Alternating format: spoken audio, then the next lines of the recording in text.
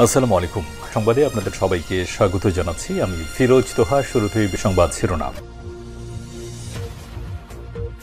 বাংলাদেশের সর্বশেষ গুরুত্বপূর্ণ আপডেট সংবাদে আপনাকে স্বাগত। শুরুতেই সংবাদ শিরোনাম, পরে বিস্তারিত। শুরুতেই জানাবো, শিক্ষার্থী হত্যা মামলার সেই কনস্টেবলের জামিনের বিরুদ্ধে বিক্ষোভ। প্রকাশ্যে গুলি করে শিক্ষার্থী হত্যার ঘটনায় কনস্টেবল আকরামকে গ্রেপ্তারের পর জামিনে বেরিয়ে যাওয়ার প্রতিবাদে বিক্ষোভ কর্মসূচি পালন করছে শিক্ষার্থীরা। আজ রোববার ৫ই জানুয়ারি জেলা প্রশাসকের কার্যালয়ের সামনে এই কর্মসূচি পালন করা হয়। এ সময় গাজীপুর জেলা দায়রা জজ শামীমা আফরোজের অপসারণের দাবি তুলেছে বিক্ষোভকারীরা।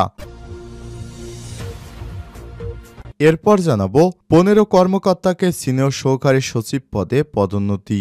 সহকারী সচিব পদমর্যাদার ১৫ কর্মকর্তাকে সিনিয়র সহকারী সচিব পদে পদোন্নতি দিয়েছে সরকার। আজ রোববার ৫ই জানুয়ারি জনপ্রশাসন মন্ত্রণালয়ের এপিডি অনুবিভাগের অভ্যন্তরীণ শাখা থেকে জারি করা এক প্রজ্ঞাপনে সব তথ্য জানানো হয়।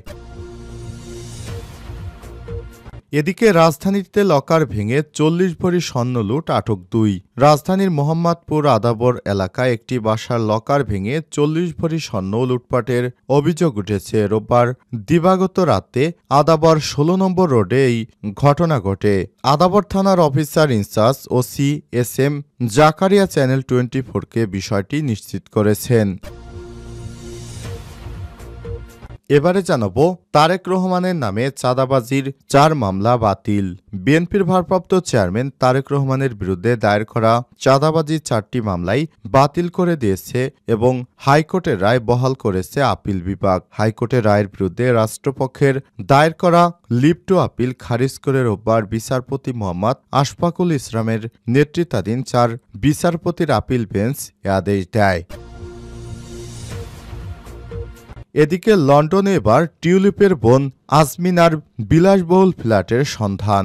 শেখ হাসিনার ভাগ্নি টিউলিপের ফ্ল্যাটের পর এবার তার বোন আজমিনার বিলাসবহুল ফ্ল্যাটের সন্ধান পেয়েছে দুর্নীতি দমন কমিশন দুদক।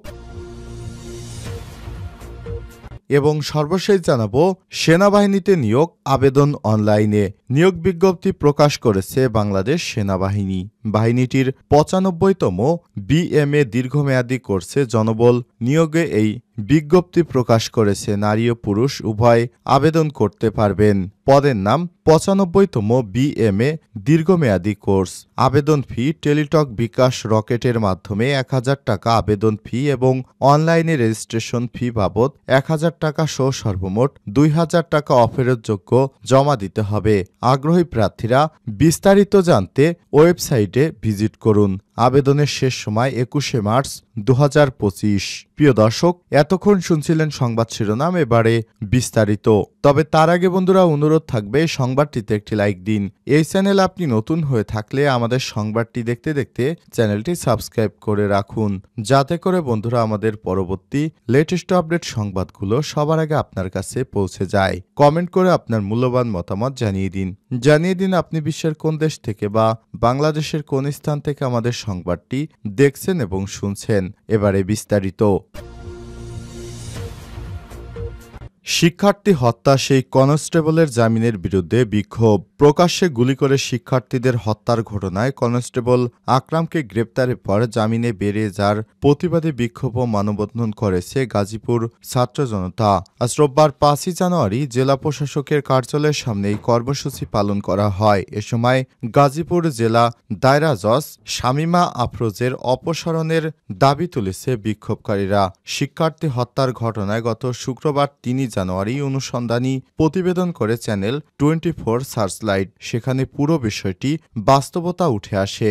এই ঘটনায় বিচারক শামীমা আফরোজকে প্রত্যাহারের দাবি জানিয়ে দায়ী পুলিশের ডিসি ও ওসিকে গ্রেপ্তারের দাবি জানায় বিক্ষোভকারীরা। যদিও পুলিশের পক্ষ থেকে অভিযুক্তদের গ্রেপ্তারের চেষ্টা চলছে বলে জানানো হয়েছে। গত ৫ই আগস্ট মর্মান্তিক হৃদয়বিদারক ঘটনায় একটি ভিডিওতে দেখা যায় কলেজ পড়ুয়া একটি ছেলেকে ধরে আছে কয়েকজন পুলিশ সদস্য। সদস্য চড়থাপ্পড় কিল ঘুষি মারছে, কেউ কেউ আবার কলার ধরে লাঠি দিয়ে পেটাচ্ছে। একটু দূর থেকেই দৌড়ে এলো এক পুলিশ সদস্য।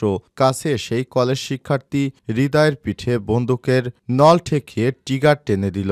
গুলির বিকট শব্দ হলো মাত্র 3 সেকেন্ডেই মাটিতে লুটিয়ে পড়ে হৃদয়। ছটফট করতে করতে ডান হাত পা নাড়তে থাকে।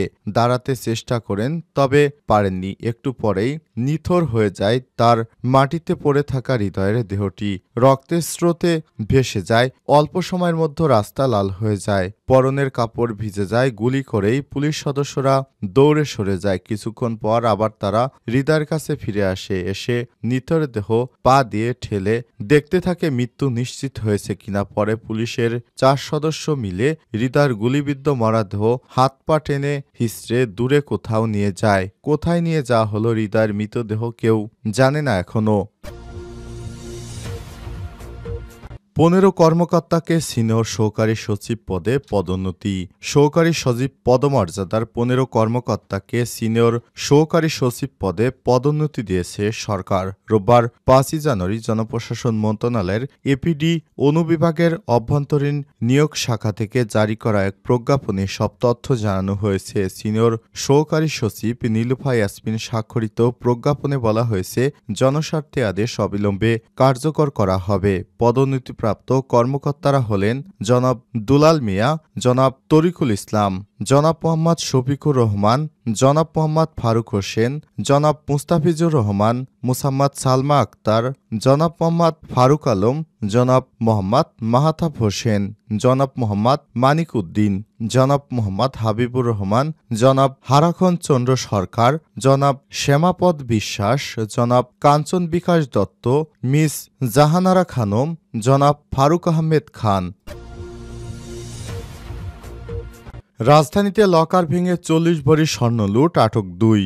রাজধানীর মোহাম্মদপুরের আদাবরের একটি বাসার লকার ভেঙে 40 ভরি স্বর্ণ লুটের অভিযোগ উঠেছে। শুক্রবার 3 জানুয়ারি দিবাগত রাতে আদাবর 16 নম্বর রোডে ঘটনা ঘটে। শনিবার 4 জানুয়ারি আদাবর থানার officer in-charge OC SM Zakaria channel 24-কে এই তথ্য নিশ্চিত করেছেন। তিনি বলেন, এই ঘটনায় 32 ভরি স্বর্ণ উদ্ধারসহ মাহিন ও রেহান নামে 2 জনকে আটক করা হয়েছে।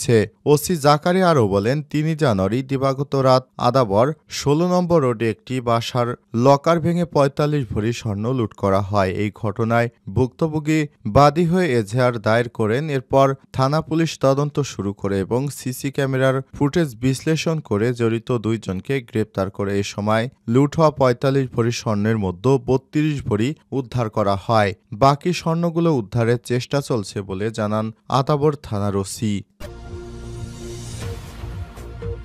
তারেক রহমানের 4 মামলা বাতিল। বিএনপির ভারপ্রাপ্ত চেয়ারম্যান তারেক রহমানের বিরুদ্ধে দায়ের করা চাঁদাবাজির 4টি মামলা বাতিল করে দিয়েছে হাইকোর্টের আপিল বিভাগ। হাইকোর্টের রায়ের বিরুদ্ধে রাষ্ট্রপক্ষের দায়ের করা লিপ্টু আপিল খারিজ করে রোববার বিচারপতি মোহাম্মদ আশফাকুল ইসলামের নেতৃত্বে 4 বিচারপতি আপিল বেঞ্চ আদেশ দেয়। আদালতে রাষ্ট্রপক্ষের শুনানি করেন অতিরিক্ত অ্যাটর্নি জেনারেল ব্যারিস্টার অনিক আর হক।